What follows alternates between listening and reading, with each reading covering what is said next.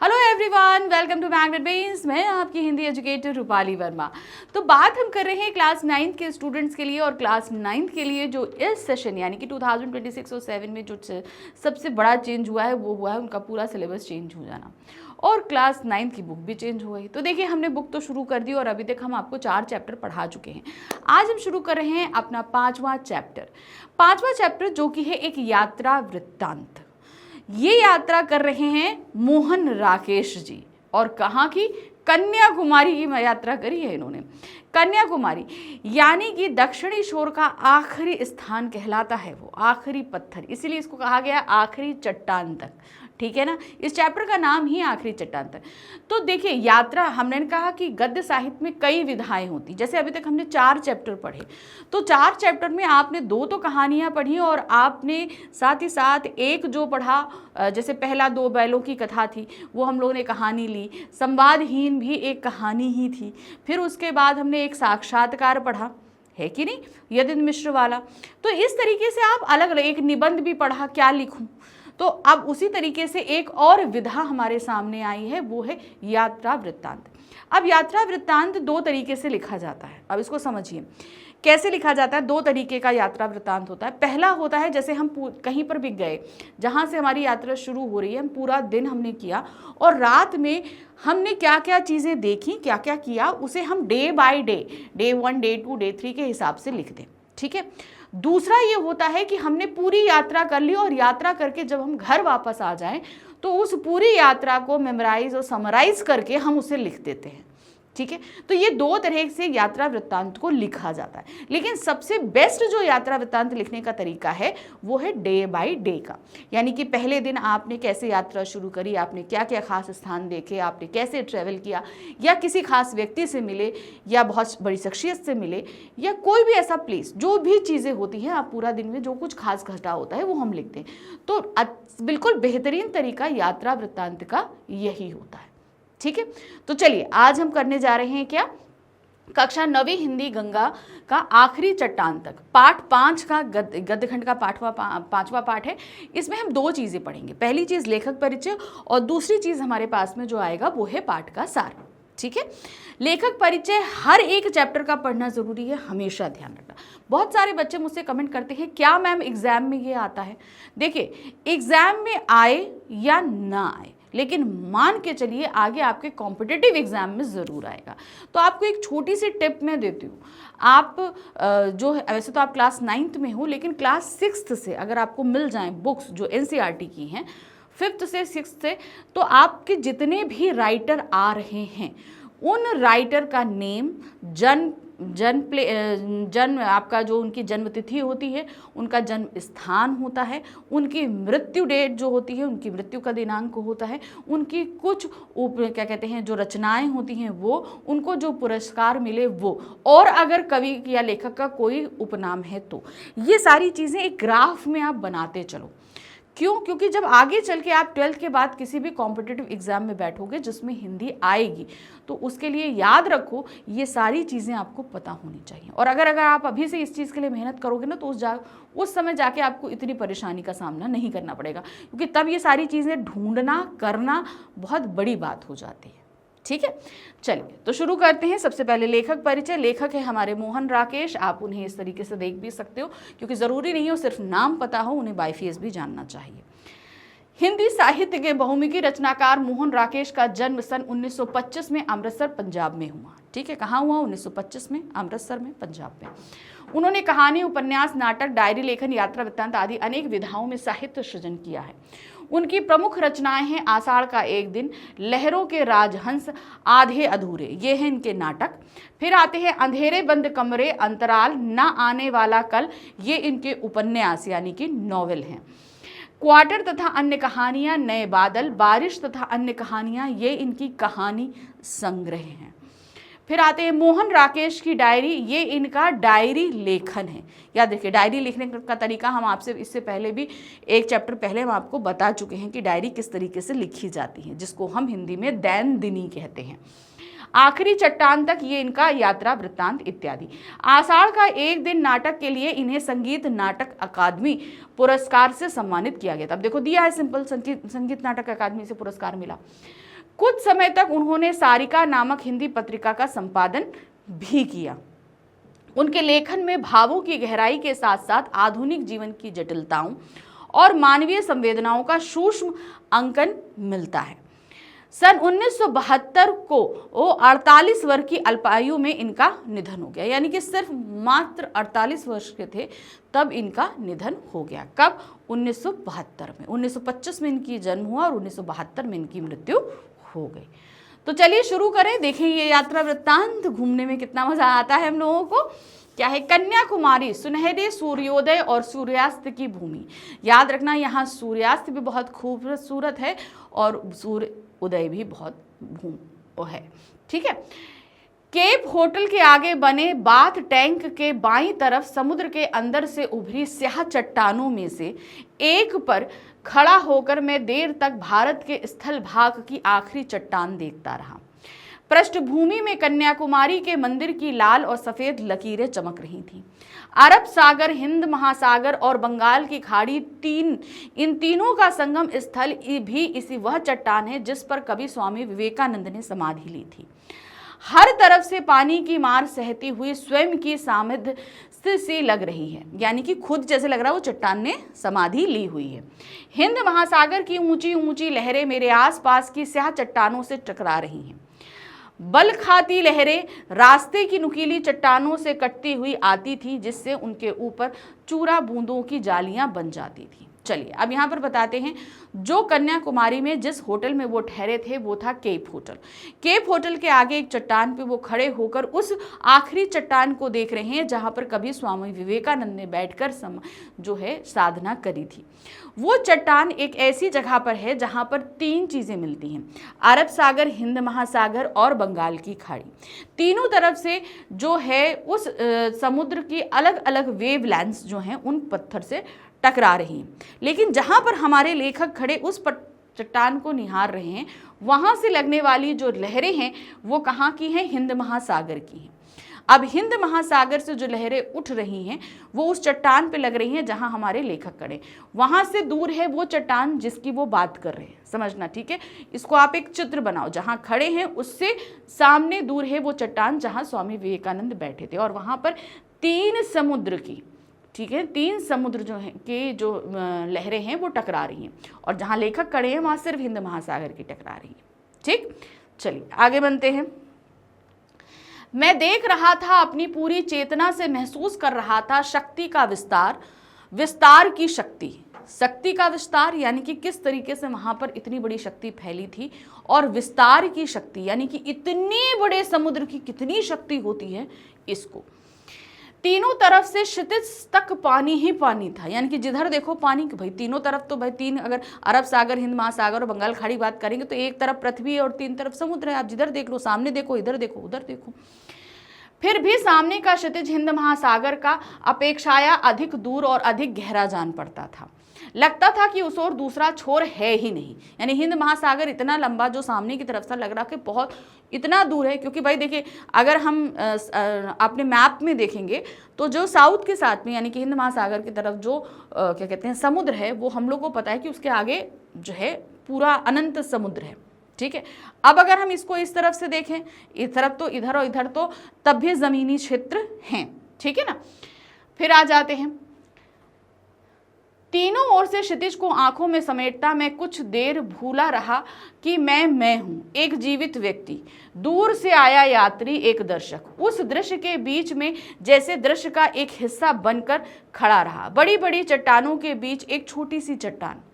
जब अपना होश हुआ तो देखा कि मेरी चट्टान भी तब तक बढ़ते पानी में काफ़ी घिराई थी। अब देखो लो टाइड और हाई टाइड आप जानते हो, ज्वार भाटा होता है, तो जहाँ पर वो खड़े थे अब वहाँ पर क्या हुआ, हाई टाइड, तो वहाँ पर धीरे धीरे वो चट्टान पानी में डूबने लगी। तो अभी तक वो खड़े वहाँ पर सब कुछ भूल चुके थे कि मैं हूँ, यानी कि वो अपने अस्तित्व को भूलकर पूरी तरीके से उस दृश्य में समा चुके थे, उस दृश्य को वो इंजॉय कर रहे थे और ये भी भूल गए थे कि वो कहीं बाहर से आए हैं। और इस भूले में जब उन्होंने ध्यान दिया तो जिस चट्टान पे वो खड़े थे वहां पर हाई टाइड आ चुका था, पानी बढ़ चुका था। चट्टानों के बीच एक छोटी सी चट्टान जब अपना होश हुआ तो देखा कि मेरी चट्टान भी तब तक बढ़ते पानी में काफी घिर गई थी। मेरा पूरा शरीर सिहर उठा। भाई इतना सारा पानी। मैंने एक नजर फिर सामने से उमड़ते विस्तार पर डाली और पास की एक सुरक्षित चट्टान पर कूदकर दूसरी चट्टानों पर से होता हुआ किनारे पर पहुंच गया। अब भाई एकदम से इतना पानी बढ़ गया तो डर तो लगेगा, भाई हम पानी के बीच में आ गए। तो उन्होंने सेफ प्लेस ढूंढा और वो वहां से जाते हुए सीधे किनारे पर चले गए। पश्चिमी क्षितिज में सूर्य धीरे धीरे नीचे जा रहा था। पश्चिम में सूरज डूब रहा था। मैं सूर्यास्त की दिशा में चलने लगा। जहां पर सूर्यास्त हो रहा था उस तरफ मैं चलने लगा। दूर पश्चिमी तट रेखा के एक मोड़ पर पीली रेत का एक ऊंचा टीला नजर आ रहा था। सोचा उस टीले पे जाकर सूर्यास्त देखूंगा। मतलब एक ऊंचा सा था, सोचा कि वहां पर जाके और बैठ के इत्मीनान से सूर्यास्त देखूंगा। यात्रियों की कितनी ही टोलियां उस दिशा में जा रही थी। हम लोग टीले पर पहुंच गए। यह वह सैंड हिल थी जिसकी चर्चा मैं वहां पहुंचने के बाद से ही सुन रहा था। यानी कि जिस टीले की वो बात कर रहे हैं वो वहां का फेमस प्लेस था सैंड हिल, जहां से बैठकर अक्सर लोग जो है सूर्यास्त को देखते हैं। सैंड हिल पर बहुत से लोग थे। 8-10 नवयुवतियां, 6-7 नवयुवक और 2-3 गांधी टोपी वाले व्यक्ति थे। वे शायद सूर्यास्त देख रहे थे। मतलब जब ये पहुंचे तो वहां पर इतने सारे लोग ऑलरेडी मौजूद थे जो सूर्यास्त देखने का इंतजार कर रहे थे। गवर्नमेंट गेस्ट हाउस के बैरे उन्हें सूर्यास्त के समय भी कॉफी पिला रहे थे। तो जो गवर्नमेंट वहाँ पर का जो गेस्ट हाउस था, वहाँ के बैरे जो आए हुए थे, बैरे मतलब जो स्टूअर्ड्स होते हैं, वो आकर वहाँ पर उनको कॉफ़ी सर्व कर रहे थे। उन लोगों के वहाँ होने से सैंड हिल बहुत रंगीन हो गया था। कन्याकुमारी का सूर्यास्त देखने के लिए उन्होंने विशेष रुचि के साथ सुंदर रंगों का रेशम पहन रखा था। यानी कि उन्होंने सुंदर कलरफुल जो है वो रेशमी परिधान पहने हुए थे। हवा समुद्र की तरफ उस रेशम में भी लहरें पैदा कर रही थी। अब रेशम अपने आप पे पतला होता है, तो जो हवा चल रही थी, जैसे कि हवा चलने से समुद्र में लहरें पैदा होती हैं, वैसे ही वो उनका रेशम का कपड़ा हिल रहा था, तो उसमें भी जो है वो लहरें सी उठ रही थी। कुछ युवतियां वहां आकर थकी सी एक तरफ बैठ गईं। उस पूरे कैनवस में एक तरफ छिटके हुए कुछ बिंदुओं की तरह थी। मतलब क्या था कि कुछ युवतियां और आई जो थक चुकी थी और वहां आकर चुपचाप बैठ गई थी। उनसे कुछ दूर पर एक रंगहीन बिंदु में ज्यादा देर अपनी जगह स्थिर नहीं रह पाया। यानी कि वो सब जो इतने रेशमी वस्त्र पहने थे वो बड़े रंगीन थे। जो युवतियां आई वो थोड़ी रंगीन थी और मैं तो बिल्कुल ही रंगहीन था, वहां पर बैठा था, मगर ज्यादा देर अपनी जगह पर बैठ नहीं सका। सैंड हिल के सामने का पूरा विस्तार तो दिखाई दे रहा था, पर अरब सागर की तरफ एक और ऊंचा टीला था जो उधर से विस्तार की ओट में लिए हुआ था। यानी कि दूसरे साइड में एक और टीला था। सूर्यास्त पूरे विस्तार की पृष्ठभूमि में देखा जा सकता था। यानी कि आप कहीं से भी जाओ, आप वहां से जो सूरज डूब रहा था वो दृश्य आप देख सकते हैं। इसके लिए मैं कुछ देर सैंड हिल पर रुका रहकर आगे उस टीले की तरफ चल दिया। कौन सा टीला? अब यहाँ पे तो बहुत सारे लोग हो गए, तो उन्हें लगा कि हम उस टीले जो अरब सागर की तरफ है उस पर चला जाता हूँ, तो वहां से सूर्यास्त देखूंगा। तो वो उस तरफ चल दिए। पर रेत पर अपने अकेले कदमों को घसीटता वहां पहुंचा तो देखा कि उससे आगे उससे भी ऊंचा एक और टीला है। जल्दी जल्दी चलते हुए मैंने एक के बाद एक कई टीले पार कर दिए। तो उन्हें लगा कि उस सैंड हिल से आगे और टीले हैं और वो पार करते गए और करते गए उन्हें लगा कि मैं पहुंच जाऊंगा। देखिए ये कन्याकुमारी की एक फोटोग्राफ भी यहाँ पर आप लोगों को दी गई है। टांगे थक रही थी पर मन थकने को तैयार नहीं था। भाई शरीर की अपनी कैपेसिटी होती, थक जाता है, लेकिन मन तो कहता है कि करूं। हर अगले टीले पर पहुंचने पर लगता कि शायद अब एक ही टीला और है। उस पर पहुंचकर पश्चिमी क्षितिज का खुला विस्तार अवश्य नजर आएगा। यानी कि वो पूरी तरीके से क्लियर क्षितिज देखना चाहते थे। और सचमुच एक टीले पर पहुंचकर वह खुला विस्तार सामने फैला दिखाई दे गया। वहां से दूर तक एक रेत की लंबी ढलान थी, जैसे वह टीले से समुद्र में उतरने का रास्ता हो। मतलब उस टीले के बाद अब सीधे अगर आप उतरोगे तो क्या था? समुद्र था। सूर्य तब पानी से थोड़ा ही ऊपर था, यानी कि एकदम डूबने वाला था। जैसे मान लो इतना है तो यहाँ पर सूर्य था, वो थोड़ा ही ऊपर। अपने प्रयत्न की सार्थकता से संतुष्ट होकर मैं टीले पर बैठ गया, ऐसे जैसे वह टीला संसार की सबसे ऊंची चोटी हो और मैंने उस चोटी पर पहली बार सर किया हो। यानी कि मैं इतना प्राउड फील कर रहा था, उस पूरे टीले पर अकेला था और जैसे लग रहा था कि मैं सबसे ऊंची जगह से जो है और सबसे अच्छी जगह से उस सूर्यास्त को देख रहा हूँ। यहाँ पर पहली बार सर किया का मतलब है कि ये मतलब था कि उस टीले पर पहली बार कोई मनुष्य पहुंचा है, मुझे ऐसा महसूस हो रहा था। पीछे दाईं तरफ दूर दूर तक हटकर उगे नारियलों के झुरमुट नजर आ रहे थे। गूंजती हुई तेज हवा से उनकी टहनियां ऊपर को उठ रही थी, यानी कि बहुत तेज हवा चल रही थी। पश्चिमी तट के साथ साथ सूखी पहाड़ियों की एक श्रृंखला दूर तक चली आ रही थी। ठीक है, और सूखी पहाड़ियों का मतलब उनके ऊपर पेड़ वगैरह नहीं थे, एकदम बंजर थी, जो सामने फैली रेत के कारण बहुत रूखी, बीहड़ और वीरान लग रही थी। सूर्य पानी की सतह के पास पहुंच गया था। सुनहरी किरणों ने पीली रेत को एक नया सा रंग दे दिया था। अब मतलब पूरी तरीके से सनसेट होने ही वाला था। उस रंग में रेत इस तरह चमक रही थी जैसे अभी अभी उसका निर्माण करके उसे वहां उड़ेला गया हो। यानी कि एकदम जब आप सूर्यास्त के समय देखोगे ना, चारों तरफ एकदम एक सुनहरा वातावरण बन जाता है। तो वो रेत पे जब सुनहरी किरणें पड़ती हैं तो वो एक सोने की तरह से चमकने लगती हैं। तो जैसे लग रहा था कि वो रेत अभी अभी एकदम फ्रेश बनी हो, ऐसा लग रहा था। मैंने उस रेत पर दूर तक बने अपने पैरों के निशानों को देखा। लगा जैसे रेत पहली बार उन निशानों से टूटा हो, यानी कि एकदम फ्रेश था और पहली बार उस पर कोई कदम पड़े हैं, इनका ये मतलब था।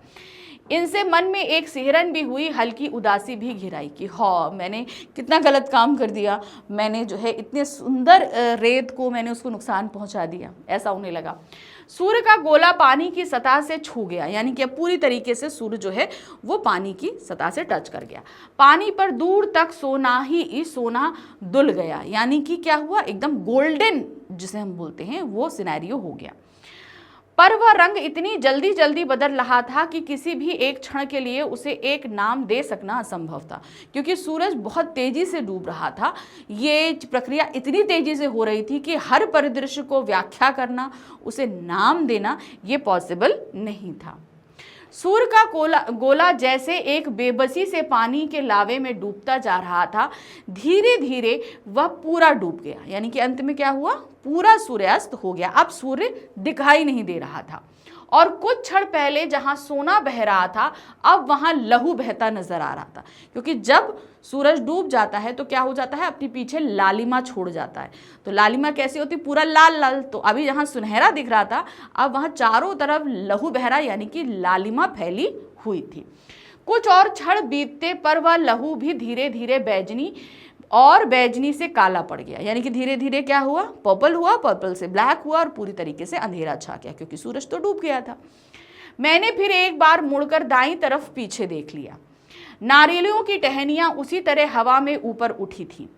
हवा उसी तरह गूंज रही थी, पर पूरे दृष्टिपट पर स्याही फैल गई थी, यानी कि अभी तक जो चीजें हमने उजाले में देखी थी अब यहाँ पर स्याही, यानी कि सब कुछ कहीं ना कहीं गहरे स्याही रंग का हो गया था, यानी कि एक तरीके से अंधेरा छा गया था। एक दूसरे से दूर खड़े झुरमुट स्याह पड़कर जैसे लगातार सिर धुन रहे हों। झुरमुट का मतलब क्या था, नारियल के जो पेड़ थे उनमें अभी भी हवा थी, तो लग रहा था अरे क्या हो गया, कितना अच्छा मौसम था, क्या था। हाथ पैर पटक रहे हैं। मैं अपनी जगह से उठ खड़ा हुआ और अपनी मुट्ठियां भींचता खोलता कभी उस तरफ और कभी समुद्र की तरफ देखता रहा, यानी कि एक तरीके से सूर्यास्त देखने के लिए उस टीले पर इतनी मेहनत करके गए थे, अब वो वापस लौट रहे थे।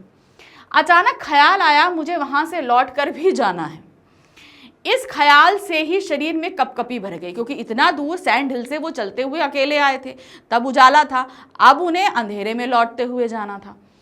दूर सैंड हिल की तरफ देखा, वहां स्याही में डूबे कुछ धुंधले रंग हिलते नजर आ रहे थे। वो लोग जो सैंड हिल पर बैठे थे अब वो कहीं ना कहीं चहलकदमी करते दिखाई दे रहे थे।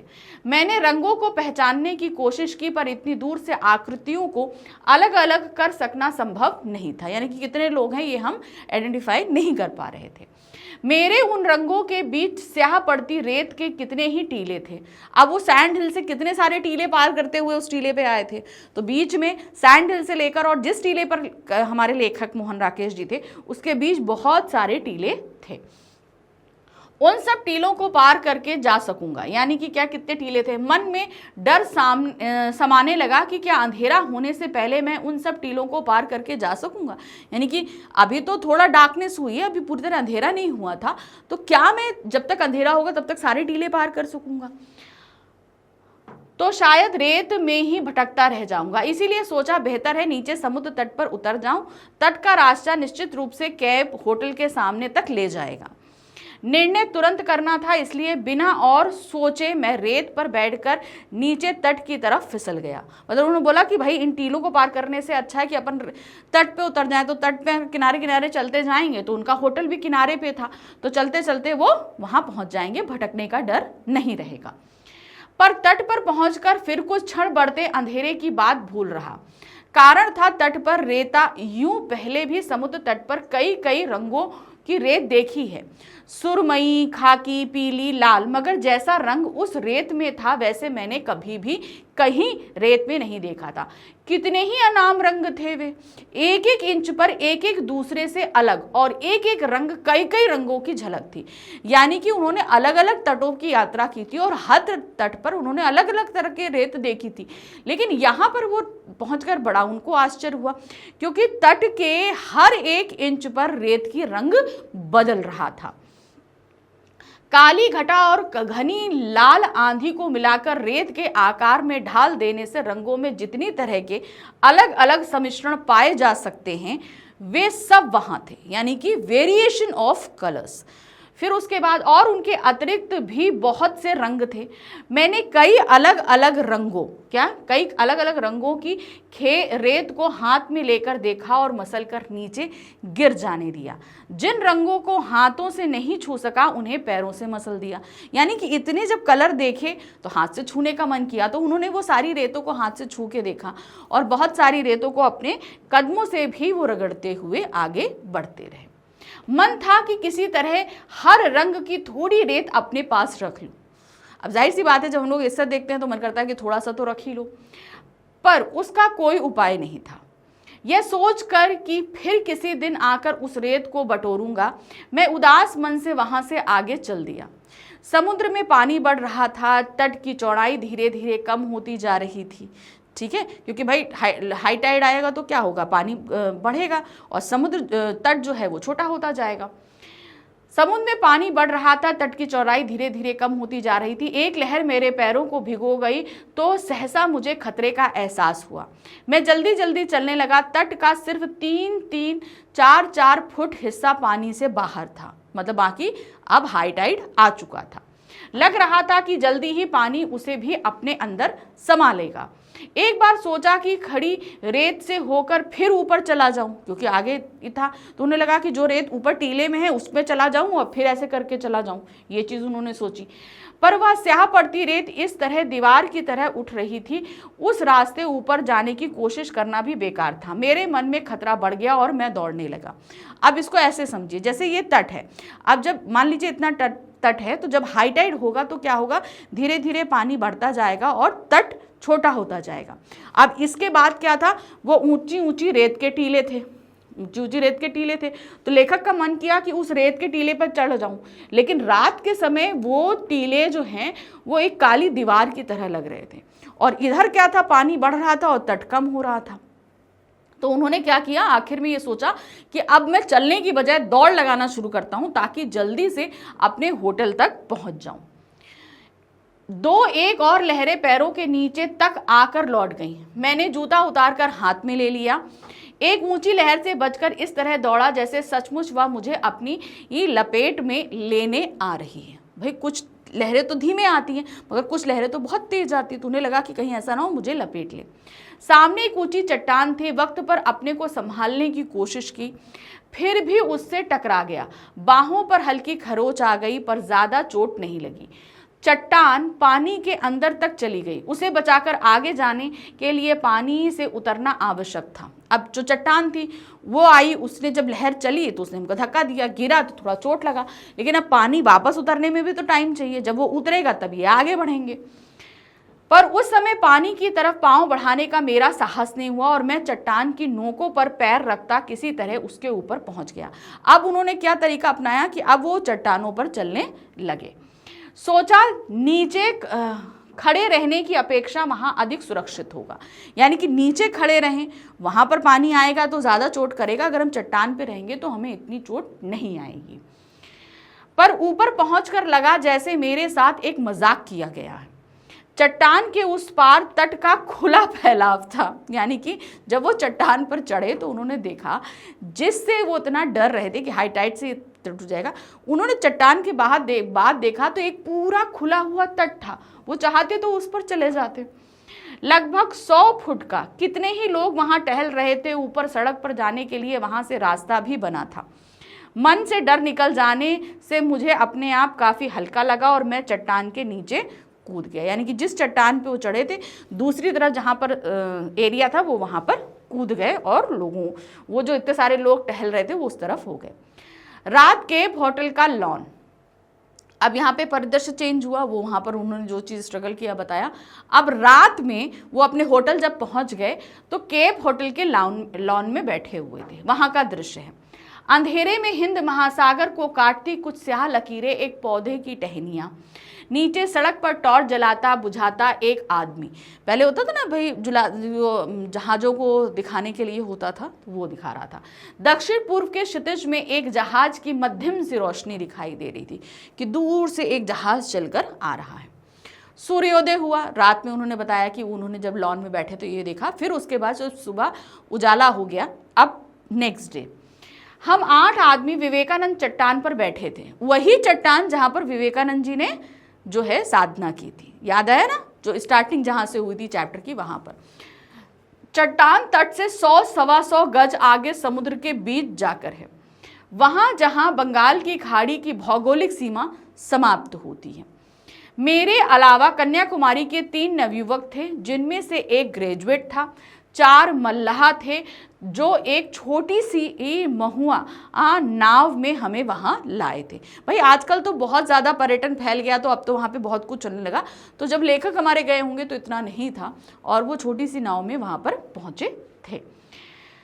बस नीचे की नुकीली चट्टानें और ऊपर की ऊंची ऊंची लहरों से बचाते हुए मल्लाह नाव को उस तरफ ला रहे थे, तो मैंने आसमान की तरफ देखते हुए उतनी देर अपनी चेतना को स्थगित करने की चेष्टा की। यानी कि कहीं ना कहीं लेखक डर रहे थे कि कहीं ऐसा ना हो लहरें जो हैं वो उनको चट्टान पे पटक दें और इन लोगों को चोट आ जाए।